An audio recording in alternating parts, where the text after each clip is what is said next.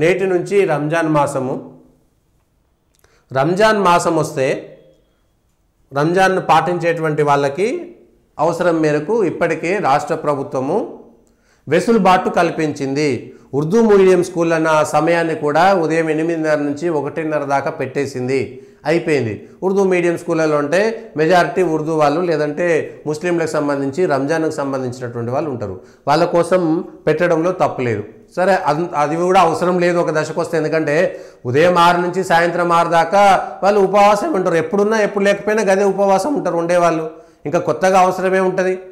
అందులో పనిచేసేటువంటి వాళ్ళు ఇంటికి పోయి పని చేసుకునేటువంటి వాళ్ళు ఉంటే వెసులుబాటు ఆల్రెడీ సాయంత్రం 1 గంట పాటు వెసులుబాటు ఇచ్చారు. రంజాన్ మాసంలో రంజాన్ ఉపవాసాలు ఉండేటువంటి వాళ్ళకు 1 గంట వెసులుబాటు ఇచ్చారు. కానీ అయ్యప్ప మాలనో లేకపోతే భవానీ మాలనో లేకపోతే శివమాలనో ఆంజనేయ స్వామి మాలను వేసుకునేటువంటి వాళ్ళకు ఈ వెసులుబాటు కల్పించకపోతే కేవలం ఓటు బ్యాంక్ రాజకీయాలు అనేటువంటిది ప్రజలకు అర్థం కాదా? ఇప్పుడు ఏకంగా ఏం చేశారంటే the attention of the regional joint director of school education Hyderabad, Warangal and all district education officer in the state are invited to subject or reference 5th cited above instructions were issued. Conduct pre-final examination from 6 తారీఖు నుంచి 15 తారీఖు వరకు 1 గంట 15 నిమిషాల నుంచి 4 గంట 15 నిమిషాల వరకు జరగాల్సింది. In view of the Ramzan revised timings for pre final examination with table for time table 12:15 నుంచి 3:15 దాకా ఉంటుందంట. Further informed, midday meal may be served to the 10th class students before 12:15 p.m. Therefore, RJD, SEs and all district education officers in the state requested to take necessary action accordingly. ఇది బాగుంది. ఇది only government పిల్లలకైనా private పిల్లలకు కూడా? Private పిల్లలకు కూడా బొమ్మ పెడతారు ఆ పగటిల్లి. మరి గవర్నమెంట్ స్కూళ్ళల్లో బొమ్మ పెడతారు, ప్రైవేట్ స్కూళ్ళలో ఎట్లా పెడతారు? 12:15 నుంచి 3:15 దాకా ఎగ్జామ్ పెట్టడం అంటే వాడు 11 గంటలకు తిని 3 గంటల దాకా వెయిట్ చేయాలనా? 11 గంటల దాకా అంటే పొద్దుగాల లేచి 11 గంటల దాకా తినొద్దా వాడు? 12:15కి వాడికి ఎగ్జామ్ ఉందంటే వాడు స్కూల్కి ఎన్ని గంటలకు పోవాలి? ఇంట్లోకి నుంచి ఎన్ని గంటలకు వెళ్ళాలి? వాడు 9 గంటలకో 10 గంటలకో వెళ్తే కానీ వాడు స్కూల్కి పోలేడు, కాలేజీకి పోలేడు. వాడికి పోయేటువంటి టైమింగ్స్ ఏంది అంటే మెదడు మోకాళ్ళలో ఉందా? ఈ అధికారులకు ప్రభుత్వానికి మెదడు మోకాలలో ఉందా?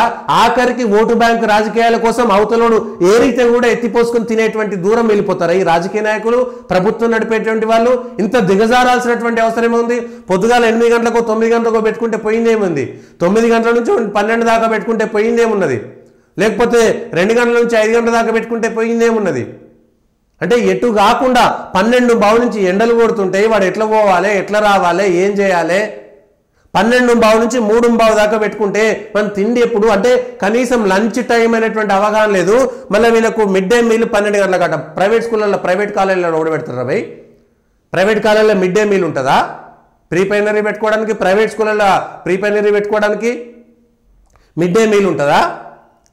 మరి వాళ్ళు ఎట్లా పోవాలి? 12 గంటల నుంచి 3:15 దాకా పెట్టుకుంటే ఎగ్జామ్ టైమింగ్స్ ఏంది? ఇది ఓన్లీ గవర్నమెంట్ వాళ్ళకేనా? ఇది ప్రైవేట్ వాళ్ళకు ఉందా లేదా? ఒకవేళ గవర్నమెంట్ వాళ్ళకే పెట్టుకుంటే ఏంటిది పరిస్థితి? అంటే కనీసమైనటువంటి అవగాహన లేకుండా ఎంత దూరమైన దిగజారడమే. ప్రభుత్వం ఆలోచించాలి. ప్రభుత్వం అసలు ఏంది? ప్రభుత్వం ఉన్నదా? గాలికి నడుస్తుందా? పరిపాలన ఉందా లేదా? గాలికి పోతుందా? ఏం చేస్తున్నారు? రాసేది ఈ మొత్తం తెలంగాణ ప్రభుత్వం అనేటువంటిది హిందువుల హక్కులు లేవని రాసిపడేయండి. లేకపోతే ఇంత దారుణమా? ఎంతమంది ఉంటారు తెలంగాణలో? 90% మంది రంజాన్ పాటించరు కదా. 90% మంది కంటే 10% మంది కోసం 90% మందిని ఇబ్బంది పెట్టడం ఏ విధంగా సమంజసం ఇది? ప్రజలారా అర్థం చేసుకోండి. మాకేం సంబంధం, సెక్యులరిజము, బొంగు బొషాన మాటలు మాట్లాడకండి దయచేసి. ఇంతకంటే దారుణమా? ఇక ఏది అక్కర్లేదు, మొత్తం రాసిపడేసేయండి, ఇక ఇచ్చేసేయండి. మళ్ళొకసారి నిజాం పరిపాలన ఇది, రజాకారుల పరిపాలన ఇది అని చెప్పి రాసిపడేసేయండి, అయిపోతుంది. మేము అవసరం, మాకు వాళ్ళ ఓట్లు కావాలి కాబట్టి ఏదంటే చేసేస్తాం మేము. మాకు ఇంకేమీ అక్కర్లేదు, బడులు అక్కర్లేదు, గుళ్ళు అక్కర్లేదు, ఏమక్కర్లేదు. మాకు వీళ్ళది కాకపోతే ఇంకెవరు అక్కర్లేదు, వాళ్ళ ఓట్లే చాలు, మాకు వాళ్ళు మాత్రమే కావాలి. మెజారిటీ ప్రజలు సచ్చినా మాకు అక్కర్లేదు, బతికినా అక్కర్లేదు. పోరగాళ్ళు సస్తారా బతుకుతారా, వాళ్ళు భూమి ఎప్పుడు తినాలి, ఎటు పోవాలి, ఏమక్కర్లేదు. రంజాన్ ఉపవాసం పొద్దుగాల 6 గంటల నుంచి సాయంత్రం 5 గంటలకు 6 గంటలకు అయిపోతుంది.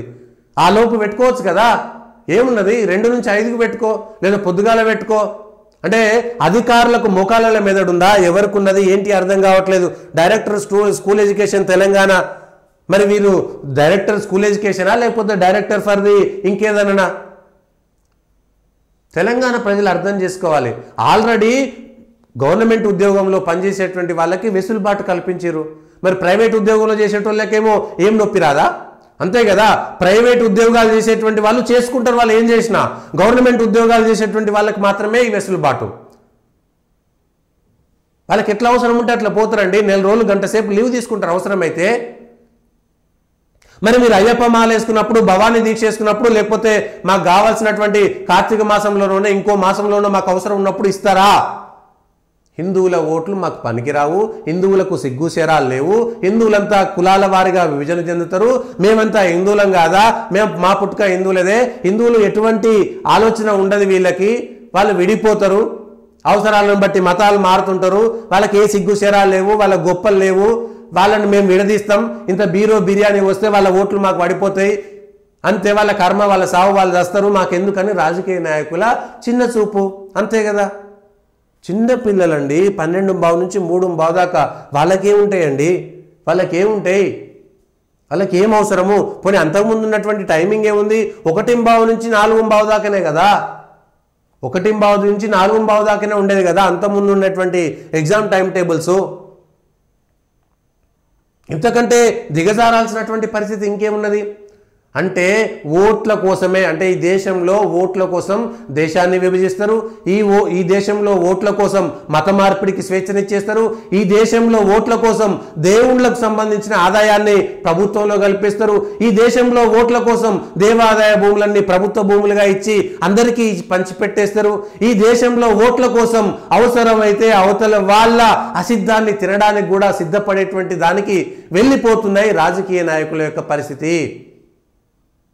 ఇంకా సిగ్గుపడాల్సింది, కాంగ్రెస్ పార్టీ అధికారంలో ఉంది కాబట్టి కాంగ్రెస్ పార్టీలో ఉన్నటువంటి మెజారిటీ హిందువుల యొక్క మనోభావాలు మీరు అమ్మేసుకుంటే చెప్పేసేయండి, మాకు మెజారిటీ హిందువుల యొక్క మనోభావాలతో మాకు సంబంధం లేదు, మేము అవసరమైతే వాళ్ళ కోసం మేము మీరు కష్టపడడానికి సిద్ధంగా ఉన్నాం, మీరు చెప్పండి, ప్రకటించండి. చిన్న పిల్లలతోటి, 10వ తరగతి పిల్లలతోటి ఆటలు ఆడుకుంటున్నది సర్కారు. వాళ్ళ తిండి ఎట్లా, వాళ్ళ తిప్పలు ఎట్లా, వాళ్ళు పోవాలి రావాలి, వాళ్ళ పరిస్థితి ఏంది, రవాణా సౌకర్యం ఉందా లేదా, వాళ్ళు ఏం చేయాలి, ఎట్లా పోవాలి, తినేటోడు ఎట్లా పోవాలి, అంటే వాడు 9 గంటలకు తినాలి, నీ సావు నువ్వు చావాలి, 12 గంటలకు మళ్ళీ డబ్బా పట్టుకపోవాలి, నీ సావు నువ్వు చాచి మళ్ళీ తినాలి, 3 గంటలకు రావాలి, ఎండలు కొట్టని ఏమన్నా కానీ నువ్వు ఏడికన్నా ఊరబోయి మాకైతే రాజకీయాలు ముఖ్యము, మా ఓటు బ్యాంక్ రాజకీయాలు ముఖ్యమని చెప్పడానికా మీరు చెప్పేది? ఇంతకంటే దారుణమైనటువంటి పరిస్థితి ఇంకేముంటుంది? ఇంతకంటే దారుణమైనటువంటి పరిస్థితి ఏముంటుంది? ఈ జీవోలేంది, ఈ కథ ఏంది? ఎంత దూరమైన దిగజారేటువంటి పరిస్థితికి వెళ్ళిపోయినటువంటి వాళ్ళు ఎవరు? వీళ్ళే. ఇంతకంటే ఏమున్నది? ఇది కక్ష, పిల్లల మీద కూడా ప్రేమ లేదు వీళ్ళకి.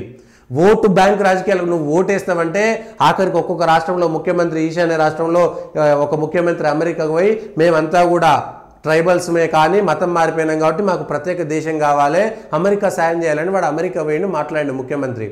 ఆఖరికి ఇంతకంటే ఎక్కువ దిగజారుతారు. ఈ దేశంలో నిజాం పరిపాలన ఉంటే హైదరాబాద్ సంస్థానం ప్రత్యేక దేశంగా ఉంటుందని ప్రకటించిండు.